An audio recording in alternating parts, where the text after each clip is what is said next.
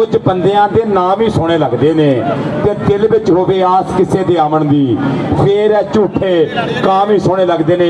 एक बार फिर मुबारकबाद देंगा पूरी पाकिस्तानी कौम नूं और नाल नाल उस शहजादे वीर नूं, छोटा वीर अरशद नदीम जिन्हें नेज़ा सट के ओलंपिक्स दे विच पाकिस्तान दे कई वरियां बाद इहदे 32 साल बाद गोल्ड मैडल आया ओलंपिक्स का पाकिस्तान दे विच।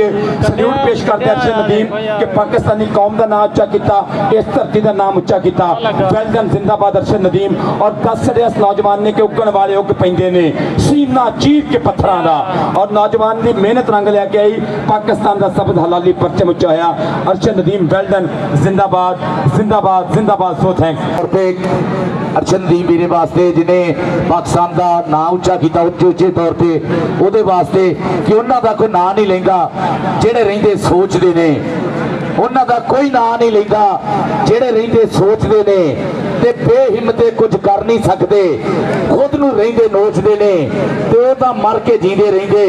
पारस दुनिया मनदी है वेले दी फट्टी नूं अपने लहू दे नाल जो पोछदे ने, वेले दी फट्टी नूं अपने लहू दे नाल जो पोछदे ने, कुछ करना पैंदा वीरे। और जिवें उस मुंडे काम कीता साडे वीर नूं ढेर बधाईआं, ਉਹਦੇ पूरे टब्बर नूं, ਉਹਦੀ फैमिली नूं ढेर बधाईआं।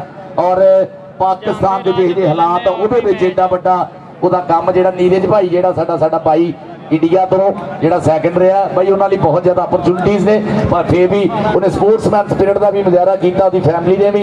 और अरशद भाई एक बार फिर ढेर बधाइयां तेरे वास्ते। और पारस जी कहते हैं कि ओलंपिक्स की जी 118 साल की हिस्टरी आ, ਉਹਦੇ ਵਿੱਚ नेज़ा 92.7 फुट से कोई बंदा अज तक नहीं सुट सकिया जिथे इन्हें सटिया वा।